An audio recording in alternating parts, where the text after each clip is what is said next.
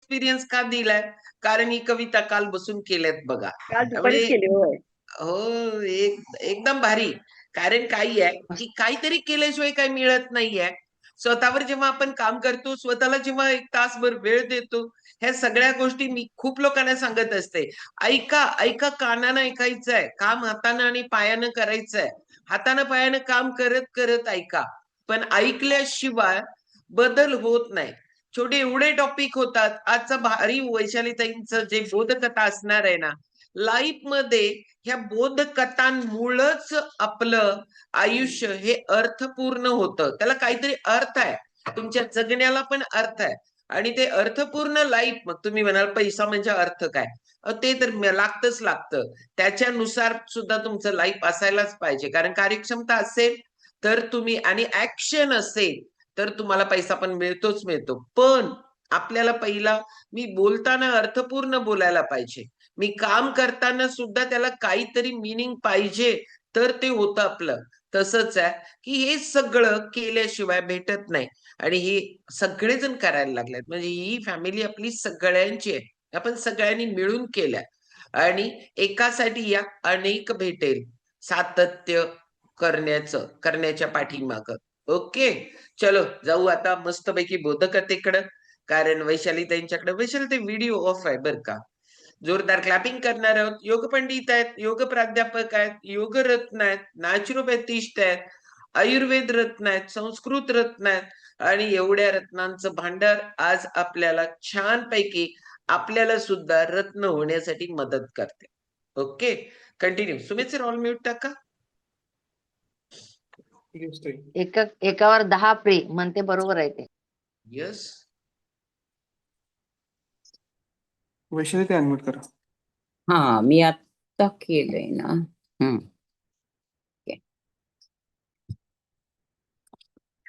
हरिओम. नमस्कार सगळ्यांना. छानपैकी आपण आत्ताच सुजाताताईंचा, शुभदाताईंचा मस्त अनुभव ऐकले. सुजाताताईंच्या अनुभवाने म्हणजे आपण प्रेरित होतो की इतक्या अशा अवस्थेमधनं आता त्यांची एनर्जी पाहिली तर आपल्यापेक्षा केवढी जास्त आहे. आणि शुभदाताई ह्या वयामध्ये केस सुद्धा काळे व्हायला लागले, हा एक भाग आहे. आणि कितीतरी म्हणजे 29 किलो वजन कमी करण्यासाठी काम करणं सोपी गोष्ट नाहीये. पण आपल्याकडे सोपी आहे शतायुषीमध्ये. आणि मस्तपैकी त्यांनी काम केलंय आणि असं आपण सगळेच जण छानपैकी काम करतायत. आपला परिवार आहे. परिवारामध्ये बघा सगळ्यांचं एकमेकांना वरती विश्वास, सगळ्यांना एकमेकांबद्दलचं प्रेम हे असतं. आणि ते ठेवलं पाहिजे आपल्या स्वतःच्या कुटुंबात आणि आपल्या ह्या परिवारामध्ये. हे असण्याची खूप खूप आवश्यकता आहे. ते नसतं काही वेळा. अशी ही गोष्ट आहे. आणि त्या गोष्टीमध्ये म्हणजे उगाचच विश्वास नाही, श्रद्धा नाही, आपल्यावरच जास्त मी म्हणजे कोण अशा प्रकारचं काहीतरी होतं. आणि छोटीशी गोष्ट आहे, ईशा नावाची आहे. मॅडम तुमची फ्लाईट 2 तासात आहे बरं का. पीएने आठवण करून दिले. ईशाने डोळ्यावरचा चष्मा काढला. लंडनच्या 50व्या मजल्यावरनं खाली बघताना तिला आज खूप रिकामं वाटत होतं. तिच्या वडिलांचं, सदाशिवरावांचं काल रात्री पुण्यामध्ये निधन झालं होतं. आणि ईशा एक यशस्वी बिझनेसमन वुमन अशी होती. पण गेल्या 10 वर्षात ती एकदाही वडिलांना भेटायला भारतात आली नव्हती. कारण होता तो 10 वर्षापूर्वींचा दिवस. ईशाला अमेरिकेतल्या मोठ्या युनिव्हर्सिटीमध्ये ऍडमिशन मिळाली होती आणि फी होती 25 लाख. सदाशिवराव साधे कारकून. ईशानी हट्ट धरला होता, बाबा लोन काढा, घर विका, गहाण ठेवा, पण मला जायचंच आहे अमेरिकेला. सदाशिवरावांनी स्पष्ट नकार दिला होता. ईशा अगं आपली ऐपत नाही ग, मी घर गहाण ठेवू शकत नाही, तुझं लग्न, तुझा भाऊ, माझं म्हातारपण मी नाही रिस्क घेऊ शकत. ईशा संतापली होती. तुम्ही भित्रे आहात. तुम्हाला माझ्या प्रगतीची म्हणजे प्रगतीबद्दल नको वाटतं, तुम्हाला माझी प्रगती होऊ नये, जळजळतं तुम्हाला. मला तुमची मुलगी म्हणून घ्यायची लाज वाटते. असं म्हणून ईशाने घर सोडलं. मग तिने रागाच्या भरात एका ट्रस्ट कडून स्कॉलरशिप मिळवली आणि मग ती अमेरिकेला निघून गेली. जाताना तिने वडिलांच्या तोंडाकडे पाहिलं पण नव्हतं. गेल्या 10 वर्षात तिने स्वतःला सिद्ध केलं होतं. करोडो रुपये कमावले, पण बापाला एक साधा फोन सुद्धा तिने केला नव्हता. ईशा पुण्यात पोहोचली. जुनाट वाडा तसाच होता. दारात मोजकी लोक होती. सदाशिवरावांचा देह अंगणामध्ये ठेवलेला होता. ईशाने पाहिलं. बापाच्या अंगावरचा सदरा जुनाच होता, की जो तिने 10 वर्षापूर्वी पाहिलेला होता. तिला रडू नाही आलं, फक्त एक विचित्र ओझं वाटलं. विधी उरकले, लोक पांगले आणि शेवटी घरात ईशा आणि सदाशिवरावांचे जुने मित्र वकील देशपांडे काका तेवढेच उरले. देशपांडे काकांनी ईशाच्या हातामध्ये एक जुनी फाटकी अशी डायरी दिली आणि एक पासबुक दिलं. ईशा, सदानी हे तुझ्यासाठी ठेवलंय. ईशा उपहासाने विचारते, काय असणार यात? हिशोब की मी किती वाईट वागले ह्याच्या तक्रारी? काका गंभीर झाले. वाच तू, म्हणजे तुला काही प्रश्नांची उत्तरं मिळतील.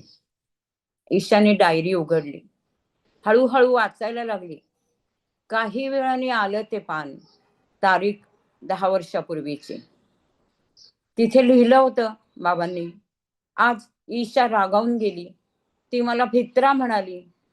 पण मी तिला कसं सांगू की ज्या घराला गहाण ठेवायला ती सांगत होती, ते घर तर मी तिच्या त्या इंजिनिअरिंगच्या वेळेलाच विकलेलं होतं. आता आम्ही भाड्याच्या घरात राहतोय हे तिला कळलं असतं तर तिला गिल्ट आलं असतं. म्हणून मी खोटं बोललो तिच्याशी. ईशाच्या हाताला कंप सुटला. तिने पुढचं पान उलटलं. आज ईशाला अमेरिकेच्या ज्ञानदीप ट्रस्टची 20 लाखांची स्कॉलरशिप मिळाली. ती खूप खुश आहे. तिला वाटतंय तिच्या हुशारीवरच ती मिळाली आहे स्कॉलरशिप.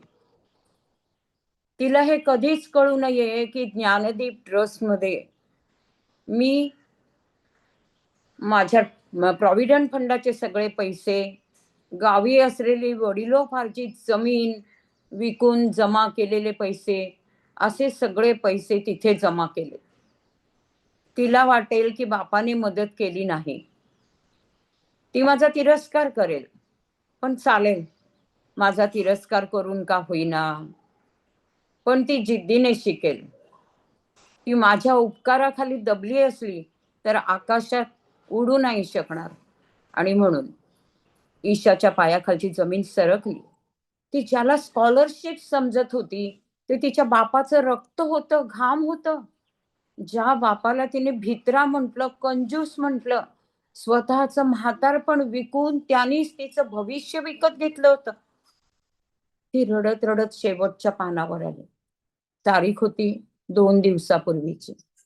ईशा, आज डॉक्टर म्हणाले माझ्याकडे फक्त 2च दिवस आहेत. तू खूप मोठी झाली आहेस. टीव्हीवर तुझा फोटो बघतो तेव्हा माझी छाती अभिमानाने भरून येते, फुलून येते. बाळा, तुझा राग अजून गेला नसेल, पण एक सांगतो, तुला पैसे दिले नाहीये असं मी फक्त नाटक केलं. कारण तुला बापाच्या पैशावर जगणारी मुलगी नाही तर स्वतःच्या हिमतीवर उभी राहिलेली स्त्री व्हायचं होतं. तू जिंकलीस बाळा, मी हारलो, पण मी आनंदाने हारलो ग. फक्त एकच खंत आहे, मरताना एकदा तुला डोळे भरून बघायचं होतं. तुझा कंजूस बाबा, असं त्यांनी खाली लिहिलं, सही केलेली. ईशाने डायरी छातीशी कवटाळली, जमिनीवर कोसळली, ओक्साबोक्शी रडायला लागली. बाबा, बाबा उठा ना, मला माफ करा बाबा, बाबा मी चुकले बाबा. तिचा आक्रोश त्या रिकाम्या घरात घुमत होता. आज तिच्याकडे करोडो रुपये होते. जगातलं कुठलंही सुख विकत ती घेऊ शकत होती. पण ज्या माणसाने स्वतःची राख करून तिला प्रकाश दिला होता, त्या बापाची एक भेट आता ती कुठल्याच दौलतीने, जगातल्या कुठल्याच कशानेच विकत घेऊ शकत नव्हती. बाहेर देशपांडे काका डोळे पुसत होते. त्यांना माहिती होतं सदाशिवरावांनी शेवटचे 10 वर्ष फक्त चटणी भाकरी खाऊन काढलेले होते. जेणेकरून तिला परदेशामध्ये कधी पैशाची कमी पडू नये म्हणून गुपचूप ते तिच्या खात्यात पैसे पाठवायचे. ईशाला आता कळलं होतं बाप कधीच गरीब नसतो. त्याची श्रीमंती मोजायची ताकद आपल्याकडे नसते. आई वडिलांच्या नकारामागे अनेकदा असा त्याग लपलेला असतो जो आपल्याला उशिरा समजतो. जोवर ते आहेत तोवर त्यांची कदर करा, कारण एकदा वेळ निघून गेली की पश्चात्तापाशिवाय काहीही हातात उरत नाही. आणि वडीलच, आई वडीलच काय, घरातल्या प्रत्येकाची जे नातं आहे आणि त्या प्रत्येकाची कदर, प्रत्येकावर विश्वास, श्रद्धा, प्रेम, खरं म्हणजे एका कुटुंबामध्ये असं निर्व्याज प्रेम असतं सगळ्यांचं एकमेकांमध्ये. पण अशा काही गोष्टी वाचल्या, ऐकल्या आणि सत्य कथा आहे ही, की मग मात्र आपलं मन भरून येतं. आणि आपल्याला तेच पाहिजे आहे इथे सुद्धा, की म्हणून मी पहिल्यानेच म्हटलं की तो परिवार असो, शतायुषीचा परिवार असो, कोणतेही आपण परिवारांशी जोडलेले असो, आपले ते संबंध चांगले ठेवा. उगाचच मनामध्ये स्वतःबद्दल खूप काहीतरी मी वेगळी आहे असं वाटू देऊ नका, कारण प्रत्येकाला मृत्यू तर येणारच आहे. आणि कारण गीतेमध्ये म्हटले जातस्यहि ध्रुवो मृत्यू. पण तो असा मृत्यू एका वडिलांचा पाहिल्यानंतर खरोखर वाईट वाटतं की 10 वर्षात ती एकदाही आलेली नव्हती आणि ते मात्र तिला मदत करत होते. आता सुद्धा अशी आली होती की ते उरकलं की आता लगेच मला जायचंय, अशा ह्याच्यात आलेली होती. तर खरोखर इतकंही स्वतःबद्दलचा एक इगो आणि घरातल्यांच्या बद्दल, वडिलांच्या बद्दल, प्रत्यक्ष स्वतःच्या वडिलांच्या बद्दल सुद्धा इतक्या प्रकारचा तिरस्कार हे कधीही नसावं. हरिओम. चलो जोरदार क्लॅपिंग करू आपण आजच्या आपल्या बोधकथेसाठी. त्याच्यामध्ये मेसेज खूप छान होता. कारण का माहितीये का, जोपर्यंत व्यक्ती असते ना तोपर्यंत त्याची कदर नसते, आणि ज्या वेळेला ती व्यक्ती आपल्यापासून बाजूला जाते त्यावेळेला तुम्हाला त्याची कदर आणि किंमत कळायला लागते. खूप ठिकाणी असं होऊन जातं की छोटा इगो असतो आणि तो इगो, त्या इगोला इतकं मोठं केलं जातं. आणि आई वडील, आणि मला हे पण बोलायचंय, आई वडील ही नाती जेवढं ते तर आपलं कर्तृत्व म्हणजे आपलं कर्तव्यच आहे, तुम्हाला करावंच लागेल. ते कसेही वागू देत, आपल्याला वाटत असतं, पण त्याच्या पाठीमागे असा काहीतरी छोटा अर्थ असतो आणि आपल्याला या गोष्टी कळत नाही. खूप लोकांच्या आपले नातलग असतात, भाऊ असते, बहीण असते, बेस्ट फ्रेंड असते. ही सगळी नाती आहेत ना, ही तुमच्या लाईफ मध्ये उगीच नसतात आलेली, आणि ही उगीच आलेली नसतात. आणि आपण एक बाजू बघत असतो बोललेली, आपण एक बाजू बघत असतो कुठल्याही गोष्टीची, आणि दुसरा अँगल आपल्याला दिसत नसतो. आणि तो नंतर ती व्यक्ती गेल्यानंतर पलीकडचं दिसतं, काय उपयोग नसतो. त्यामुळं लोक जपणं, आणि म्हणूनच सामाजिक स्वास्थ्य म्हटलंय ना, त्यामुळे हे सगळे नातलग आणि हे सगळं आपण जपायला पाहिजे. प्रत्येक वेळ थोड्या दिवसानं परिस्थिती बदलत असते. आज जी गोष्ट एखाद्या व्यक्तीकडून भेटली नाही ती नंतर तुम्हाला भेटणार असते. पण प्रेम, माया, वात्सल्य ह्या गोष्टी परत भेटणं नाही, व्यक्ती परत येणं नाही. त्यामुळं आपल्या जवळच्या लोकांची कदर करा, खरंच कदर करा. खूप मला अशा गोष्टी जाणवतात बाहेर, की आपण आपले सासू सासरे, नवरा, आई वडील ह्या सगळ्यांच्या बरोबर आपल्या तक्रारी असतात, तक्रारी. अजिबात या एवढ्या नात्यांमध्ये तर बिलकुल तक्रार असायला नसायला पाहिजे. कारण याच्यामध्ये असेल ना, 1 मिनिटात ते सोडायला पाहिजे. हे सोडायचं कसं माहितीये का, याचं स्किल सांगू. त्याच्या ठिकाणी स्वतःला ठेवा, त्या व्यक्तीबद्दल विचार करा. मग हे तुमच्यातनं राग कमी होतो. एखादी व्यक्ती आजारी आहे, घरात त्रास करायला लागल्या, तक्रार करायला लागल्या, कुठल्याही गोष्टीमध्ये खुश नाहीये, आणि मग आपल्याला वाटतं ही व्यक्ती अशी आहे. अशी नसते ती. ती तशी झाली आहे. तिच्या बरोबर त्याच्या सराउंडिंग सगळी परिस्थिती तशी झाल्या. समजून घ्या. म्हणजे मग तुम्हाला त्या व्यक्तीबद्दलचा तिरस्कार आणि या सगळ्या गोष्टी कमी होतात. गेलं की गेलं, परत दिसणं नाही. असणं नाहीच आहे, पण दिसणं पण नाहीये. त्यामुळे आहे तोपर्यंत सगळ्यांनी आपल्या आजूबाजूच्या नात्यांची एवढी कदर तुम्हाला पाहिजे की इथं म्हणजे बोलणं बंद करतात. समजा मला या गोष्टी नाहीच कळत, कारण का की इतका कुठला इगो आला की आपण बहिणी बरोबर बोलत नाही, भावाबरोबर बोलत नाही, आई बरोबर बोलत नाही, मुलाबरोबर बोलत नाही. नाहीये, हे इगोच लक्षण आहे. चूक कुणाची का असू दे, अगर नसू दे, पण आपण काय पाहिजे की आपण सगळ्यात भारी व्यक्तिमत्व बनायचंय. तुम्हाला तुम्हाला समुद्र बनायचंय. सगळं आत घ्या, कचरा बाजूला जातोय, तुम्ही शुद्ध राहता, शुद्ध. त्यामुळे आहे ते सगळ्या गोष्टी सगळे लोक जसेच्या तसे स्वीकारले ना, तर नाती दृढ होतात. आणि आपण प्रत्येक व्यक्तीमध्ये ही असं, ते तसं, तो तसा, ती तशी नाही, ते ना कुणाला बदलू नका. आपोआप सगळे समोरचे पण बदलतात. त्यामुळं या गोष्टी आज भारी बोधकथा होती.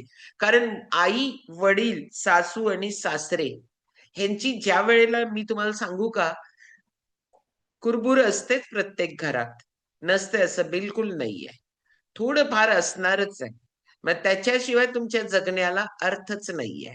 आणि जे असेल ना, त्याच्याकडे दुर्लक्ष करा. व्यक्ती गेली ना घरातली, तर मी तुम्हाला सांगते, तुम्हाला सगळं रिकामं रिकामं वाटायला लागतं. म्हणजे आपल्याला खूप त्रास होतोय एखाद्या व्यक्तीचा, पण ती व्यक्ती गेल्यानंतर त्याची किंमत कळते. त्यांचं असणं सुद्धा खूप महत्वाचं असतं. म्हणजे माझे सासरे खूप किटकिट किटकिट करायचे, पण मी कधी त्या गोष्टीवर लक्ष नाही द्यायचे. म्हणजे हा, ज्या त्या वेळेला व्हायचं आणि सोडून द्यायचं, परत आम्ही आहे तसं आहे, असं असायचं. पण ती व्यक्ती गेल्यानंतर ना, त्या व्यक्तीची किंमत कळते. नुसतं घरात असणं सुद्धा लई महत्वाचं असतं, माहितीये का? आणि त्यामुळे या सगळे रिलेशन्स आहेत ना, नाती आहेत, त्याची कदर करा. खरंच करा. वेळ असताना करा. आजपासून करायला चालू करा. कारण तुम्ही म्हणाल आम्ही करतोच. करत होता, त्याच्यापेक्षा जास्त डेप्थ न करा. कारण त्यांना त्याच गोष्टीची गरज असते. बघा की आता आता आयुष्यभर त्या मुलीला पश्चाताप करायला लागणार ना. उरलेलं सगळं आयुष्य तो किती मोठा बोजा असणार तिच्यावर. वाटणार शेवटी, कारण वाटतच. त्याच्यावर खूप मनावर बोजा राहतो हा. माझ्याकडं हे व्हायला नको होतं. ती 10 वर्ष आहेत ना तिच्या लाईफ मधली, ती 10 वर्ष पुढची तिचं सगळ्या लाईफवर तो बोजा आहे. त्यामुळे आत्ताच क्लिअर कट आपण आपल्या पालकांच्या बरोबर असणं, आपल्या रिलेशन जे नाती आहेत त्या सगळ्या नात्यांच्या बद्दल असणं आपलं गरजेचं आहे. जोरदार क्लॅपिंग करू परत एकदा वैद्यताईंसाठी.